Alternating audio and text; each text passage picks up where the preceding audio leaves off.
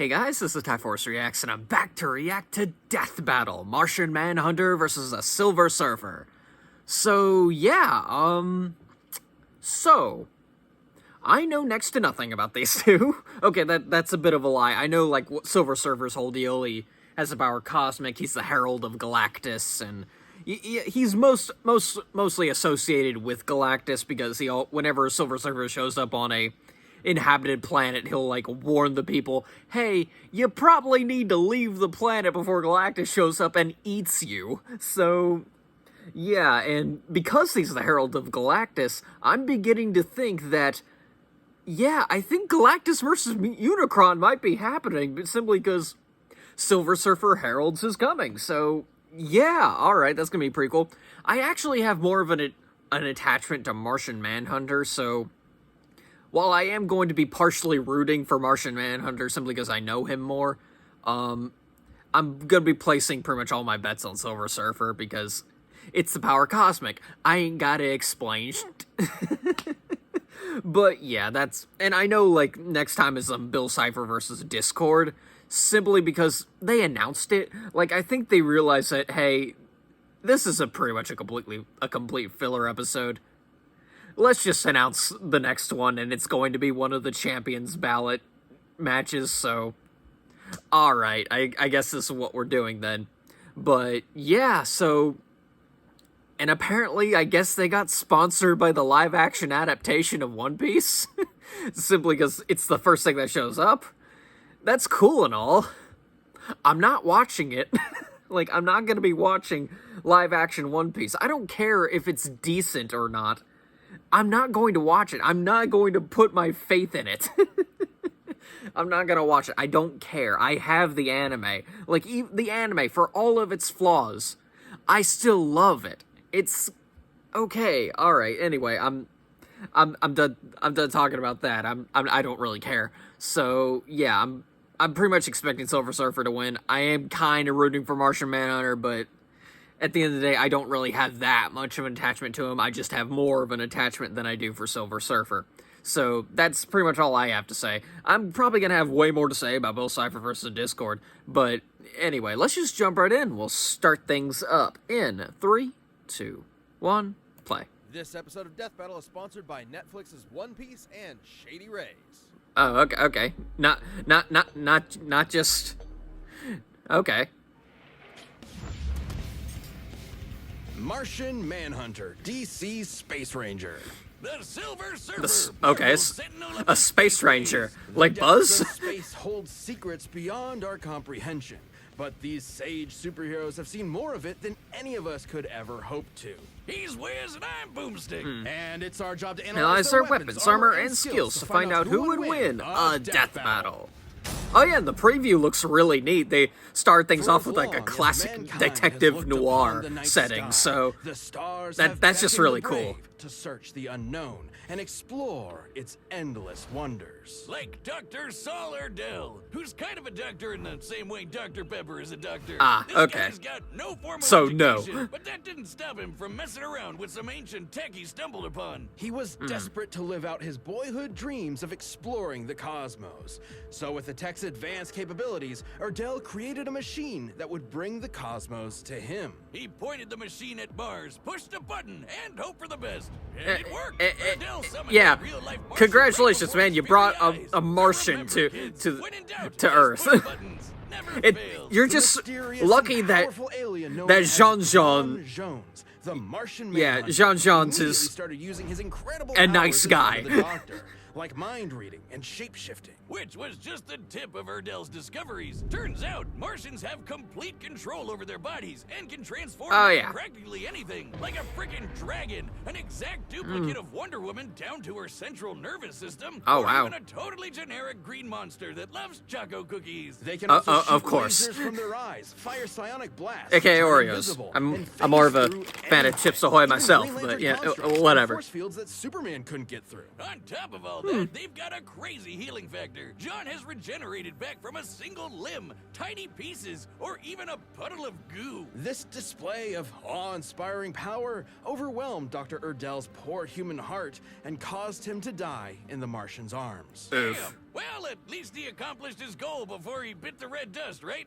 Anyway, I John suppose. used his shape-shifting abilities to hide amongst his new world by assuming the identity of a recently deceased detective named John Jones. God, what a crazy coincidence, comic book writer. Yeah, clever wow. man. Detective John Jones lived Nice a double chocolate life cookies. on Earth for A many lot. years, solving cases and helping as many people as he could from the shadows. But eventually, he stepped out, revealing himself to the world, and helped found the Justice League of America. Yep. John definitely holds his own in the supergroup. He once pulled the He's like what he was one of the main members of the team. It's all the beings in the known universe. He would be afraid to fight John. right. Yeah, Superman's afraid to fight Martian John Manhunter. has gone toe-to-toe with. He's manhandled Ultraman, who's basically evil Superman from another universe. Yeah. And Superboy Prime, who can shatter reality with his punches, and is also evil Superman from another universe. Of course he is. From Asmodel, the king angel from a literal army of heaven.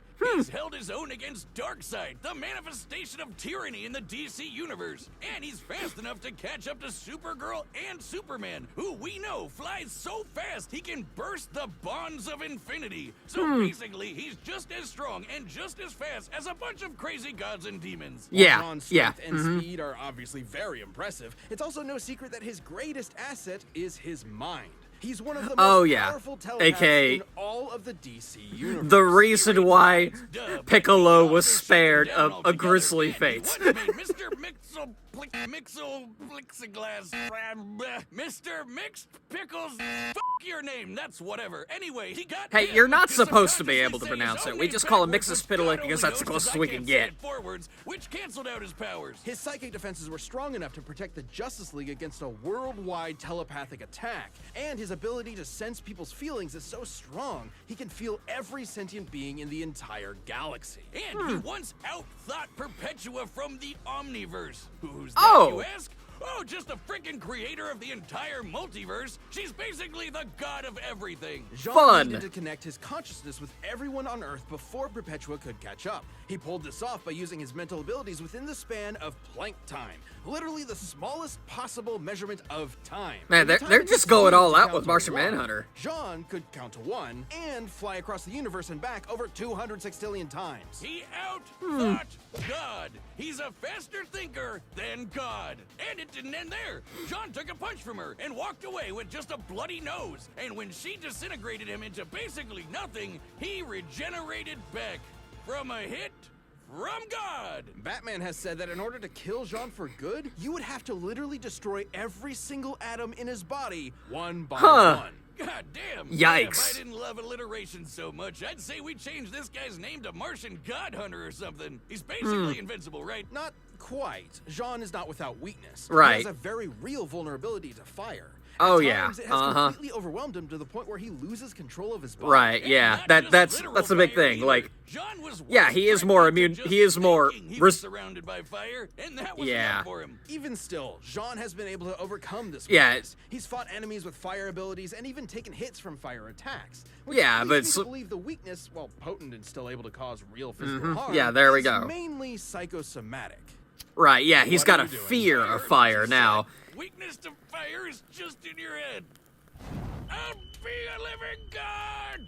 Another win in the column for sure. Inconsistent okay, yeah, it was inconsistent, yeah. Unfortunately, that's no longer the case. Before Dr. Erdel's strange experiment, Jean's own brother used the Martians' telepathic connection to each other against them, and the entire planet was plagued with Ronmir's curse. As long as they stayed telepathically connected, every Martian was vulnerable to a mental fire that would overwhelm them and burn them from the inside out. Which sadly worked very well, because the fear of fire is something Jean shares with his fellow Martians. Centuries earlier, the Guardians of the Universe, a group of mortal aliens who run the Green Lantern Corps, feared that the Martian race could become too strong. So they programmed the Martians with that genetic weakness to fire. John was able to survive the fiery curse by cutting off his the Guardians realized, too OP, need to nerf a little bit. His wife, Lyria, and their daughter couldn't live with the isolation, and he had no choice but to watch them give in and burn alive. Damn. Racked with grief and survivor's guilt, Jean was left to wander his homeworld all alone. His only solace being shape-shifting into his lost loved ones to convince himself they were still alive. Oh my God! Yeah, Jesus, Jean. yeah. It's so sad. That pain has undoubtedly shaped who Jean is. In fact, the trauma he held onto so tightly formed a literal spiritual connection with those lost souls. A telepathic connection so strong, it kept them from finding peace in an afterlife. Wow. Let me say that again. His grief and telepathy were so strong, he prevented an entire race of people from moving on to the afterlife. It Yikes. Years later that John could return to Mars and release those souls by finally letting go. And not to forget them, but to embrace his new life and his new home. A place he would defend time and time again to make sure the Earth never suffers a fate similar to Mars. To experience all of that, to truly know what it feels like to be alone in the vast universe, but continue to use your wisdom and power to help those in need, is what makes the Martian Manhunter such a noble hero. I know. Well, yeah. He's the heart of the Justice League, I gotta say. He's risen through the ashes and emerged the heart and soul of the Justice League. Man, that was a really good analysis. I'll give it to him. Alright, now for this. Okay. Made by fans for fans, this live-action adaptation of the beloved manga is designed to introduce new audiences to the zany pirate epic. Look at that design for Arlong. That's Arlong. I hate it. By anyway. Pirates with supernatural powers gifted by mysterious devil fruits, where telephones are snails. And a treasure hidden by the late I mean, yes. What else would it be? Epic adventure. But yeah, okay. Like I said, that was a. Okay, that's pretty cute. Anyway, the legendary One Piece and live free on the high seas. All the while being chased by the honorable Marines, protecting the waterways from those dastardly pirates. Yeah, in an sure. ocean of grim and gritty adaptations, a few of them are honorable, I will admit, but a good amount of the Marines are just evil. Step of the process, which has never been done before in any other live-action manga adaptation. Pirates life for me! Marines stink! Watch One Piece August 31st, only on Netflix. I don't care. I'm not gonna watch it. Anyway. I'm in the middle of Wano. I gotta catch up. Free from any and all crime, poverty, and disease. Of course. Home to Norin Rad, which I've gotta say is the sickest, most radical name I have ever heard in my entire life. Norin Rad. He was a brainy kid who was raised to live a life of reason and intellect over one of gnarly adventure. That is, until the technologically advanced society came under threat yeah. from the devourer of worlds. Then Galactus showed up. So Norin struck up a deal with the World Muncher. In exchange for sparing his planet, Mr. Rad offered to leave his home behind, become Galactus's herald, and seek out new planets for him to scarf down. And once Galactus agreed to the deal, he imbued his new herald with the power cosmic, transforming him into the Silver Surfer. An equally tubular name. Yeah, it is a really good name. The power cosmic grants the Surfer near unlimited Seen The Wizard of Oz 1,000 times. Okay, that's a weird. Strength, speed, and invulnerability, just to name a few. The Surfer's basically got all of Galactus' space magic, just on a smaller scale. Yeah. And Galactus uses that power to fight guys like the In-Betweener, an abstract being from the overspace. The Surfer used the power cosmic to serve Galactus diligently for nearly 100 years, during which he ensured that the planets consumed were devoid of sentient life. That is, there we go. The Surfer accidentally offered up a planet with life. Yeah. Crazy with guilt. So Galactus tried his best to suppress the Surfer's emotions, erase the painful memories, and make it easier for him to find planets with tasty, delicious life, guilt-free. Yeah, Nice of him. And it worked I mean, for a while until Galactus isn't really an evil person, as weird as it is to say about a planet eater. He's just... He literally needs planets to survive.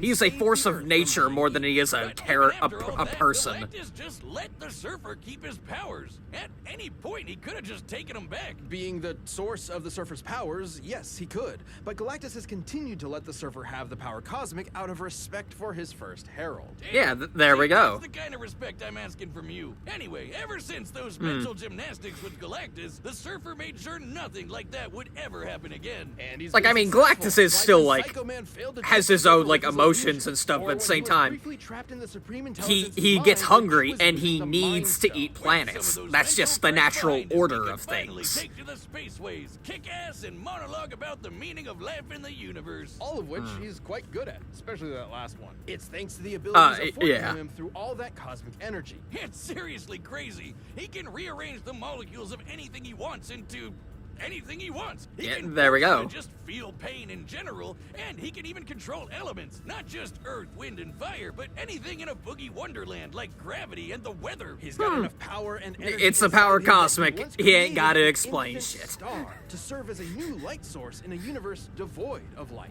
So just when he needed it, he was able to pop out a baby son? That's convenient. That's the power cosmic. Yeah, there we go. Can't forget about the sick board he shreds the stars with. This thing's basically an extension of himself. He can transform it into a sweet sword or into pure cosmic energy. And if it breaks, he can just form a new one. All right, there we go. Has traveled at incalculable speeds on multiple occasions. He can fly faster than Thor, and even once flew so fast he reached the future. Even without his board, he once broke free from energy shackles that would zap away his power within the next nanosecond. Gnarly, brah. He once outsurfed a wave of universal destruction. He had to surf out of all of existence as it was being torn apart. Now, I've seen some choice waves in my day, but if you ask me, I hate this. God, I hate this. Get away. You're hitting it real hard with all this surfing lingo. He's honestly not that kind of guy at all. Righteously disagree with you, dude. You are carving up my brainwaves into an A-frame swell that I just can't bail. I'm waxed, man, waxed.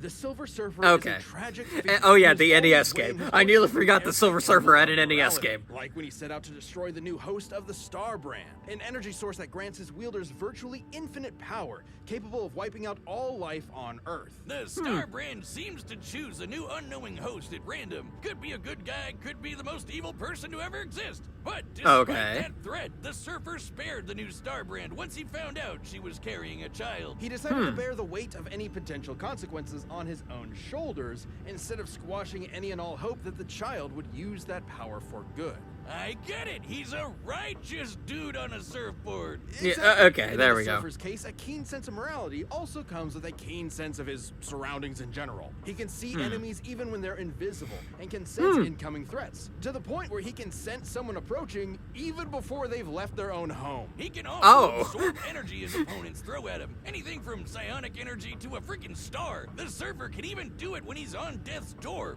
Hey, Wiz, what do you think the doormat on death's door says? Probably like, knock 'em dead, right? What are you talking? Now, it does take a lot to get the Surfer to death's door. Is she great? Survived being smashed into pieces, crashed into the Big Bang, and played catch with a star. He caught it and then threw it right back at that punk Deadpool. I feel like a big ball of gas in your face, you tool. Reed Richards. Okay, then. Glad Deadpool didn't make an appearance on it, honestly. The most powerful being in all the galaxy. And even after years spent drifting through the galaxy, he's still built strong bonds, like with the Fantastic Four, the Defenders, and with people like Dawn Greenwood. But somehow, he always ends up alone in space, searching for answers, searching for beings that need his help, searching for something that could replace the home that he lost all those years ago. Only to be weighed down by the guilt of his servitude and the pain of his sacrifice, which was ultimately done in vain, because it doesn't seem to matter what the Surfer does. Zenla is destined for destruction. At this point, his home world has been destroyed 4 times over. Despite it all, this tragic hero still manages to take everything in stride as he surfs the stars and fights tirelessly to preserve every being's right to live. Man, they didn't really go over a lot of insane stuff for Silver Surfer. It's giving me some hope for Jean, but like I said, it's the power cosmic. He don't gotta explain shit. Like it's like, yeah, I'm probably gonna be putting it all on Silver Surfer. I am still placing my bets on Silver Surfer, but I am rooting for Jean a whole lot more. Simply, I think I found Jean like a way more interesting character than Silver Surfer. Not that Silver Surfer isn't, cool in his own way. It's just, like Jean, like the Martian Manhunter, was part of the Justice League show, and I did grow up watching some of those episodes. So So yeah, and like, and when I went back and watched it, like, Martian Manhunter's a really cool character. I really like him. It's just that he can't maintain a comic line for his own life. But yeah. Okay. Alright, so yeah, I still think Silver Surfer is probably gonna win simply because they didn't seem to go over a whole lot of weird stuff, which means they're probably saving it for the conclusion. But either way, whatever. I'm just trying to talk my way through the ad, and we'll see how things go from there. But all right, come on, get. Okay, here we go. Okay. All right, the combatants are set, and we've run the data through all possibilities. It's time for a death battle in space. Anyway, yeah, look at this. This looks really cool. This is one of those episodes where they didn't need to go as hard as they did, but they did. Familiar with places like this, Nordenrad, or should I say, Silver Surfer? Now, tell me why you have summoned me here. And it's just from the preview, like, they did not need to go nearly as hard as they did. But here we go. I mean, look at this. In Mind Over Matter. It's like a Twilight Zone episode. I love it.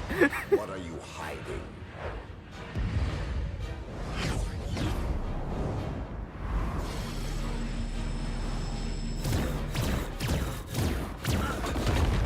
Tell me your secrets.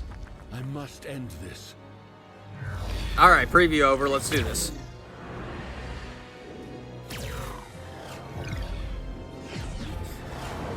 I'm sorry, was that an NES game reference? I'm not sure.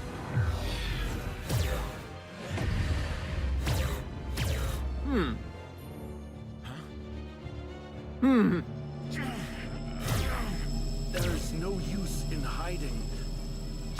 There's the NES game reference, okay. Feel your presence.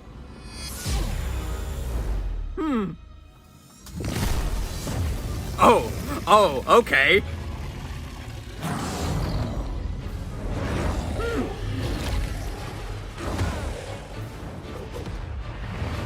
All right. I was gonna say something along the lines of it doesn't matter if you break his board or not; he's just gonna reform it. But I mean, we're well past that at this point. Oh, threw him in. Oh boy. Nothing can best Martian might. Your will is admirable, but will alone is not enough. Feel the pain.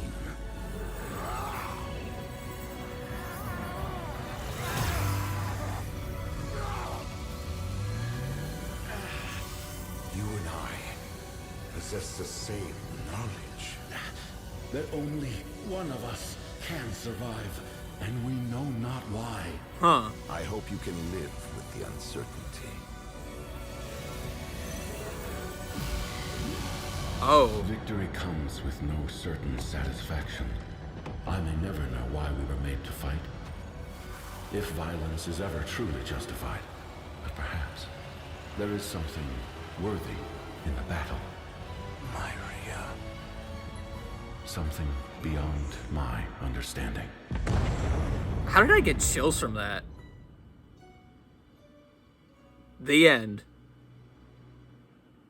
Huh. All right then. What the hell are we doing? Why are we forcing such beautiful souls to fight to the death? Both the Silver Surfer okay, and here Martian we Manhunter go. were two extraordinarily powerful beings, each with very wide power sets. All They right. both had counters for almost everything they could throw at each Okay, other. yeah. They both phase through objects, rearrange molecules, and Resistant. regenerate their own bodies. But arguably the No biggest real thing way on to the Martian permanently Manhunter kill Surfer side unless was for his style, formidable okay. Telepathy. The Surfer has had his memories erased and his emotions manipulated by Galactus. So it would stand to reason that Jean could pose a mental threat to the Surfer. Okay, yeah. The Surfer has resisted mental attacks many times. When Psycho Man played on the Surfer's guilt and pretended to be his lost love, the Surfer saw right through it. And he escaped the Supreme Intelligence's mind when it was using the frickin' When it Mind was Stone. using the These Mind two could have gone Stone. toe-to-toe Okay, around yeah, the here we go. universe I for knew a they were long saving it time. for the When it conclusion. came down to it, the question was, who had the power to put the other down for good? They both have some serious healing factors and have come back from basically nothing. But if ending Martian Manhunter meant destroying his every atom one by one, the server has the means to make that happen thanks to the seemingly endless well of energy that is the power cosmic. It's truly an overwhelming source of unlimited power.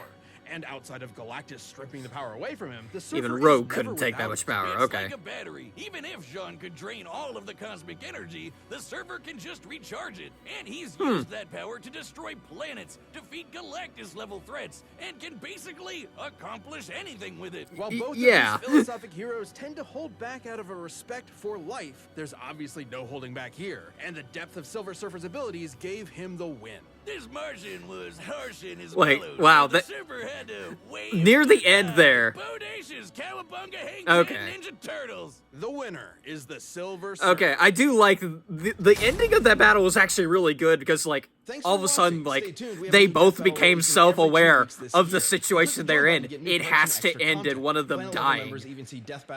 And okay, that I think okay, here we go. Bill Cipher versus Discord.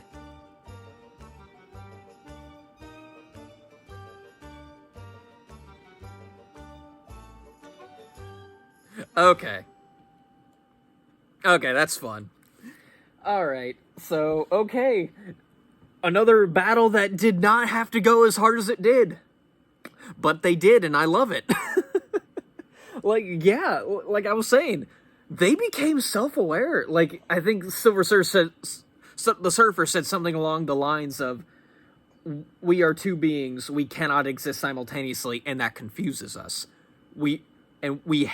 One of us has to go, and we can't understand that, but we have to. And holy crap, that really got me. Okay, like I am a big fan of like these long monologues about just reality and our place in it. Like that kind of stuff like gets to me. It's why I love Bleach so much. Whereas One Piece has a much better story and world building. Naruto has a better power system, but Bleach has the best dialogue. It's really good. Like, if you haven't, like, seen, like, the 1,000-Year Blood War, we've already got, like, all of, like, that dialogue up to the wazoo, and I love it. I love every bit of it. So, yeah, but anyway, Bill Cipher versus Discord.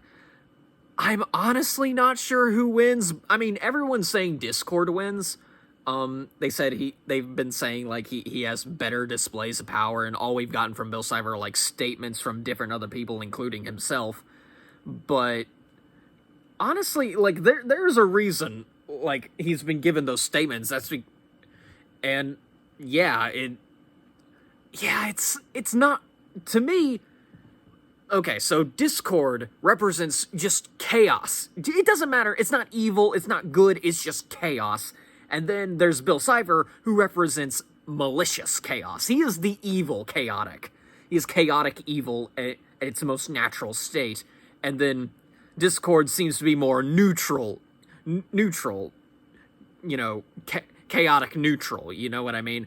So, but Discord is literally the god of chaos, so as long as chaos exists, Discord will exist. So even if Bill Cipher had a way to kill Discord, Discord would always come back simply because Bill Cipher wants nothing but chaos. So, to me, it seems as though Bill Cipher, like, in my own, like, research, it looks like Bill Cipher might be stronger, but he just doesn't have a way to put Discord down. And to me, this is a battle that could last for an eternity. This is something... Yeah, like, if I'm probably gonna be placing some bets on Bill Cipher, simply because I have that much of an attachment to Bill Cipher, but, yeah, if Discord wins, I will not be surprised. Everyone's been saying it, but whatever, we'll see how Death Battle handles it. So, yeah, great episode, way better than I ever expected it to be. So, yeah, I have nothing else to say, so I'm just going to end the video here. So, yeah, till next time, guys. See ya.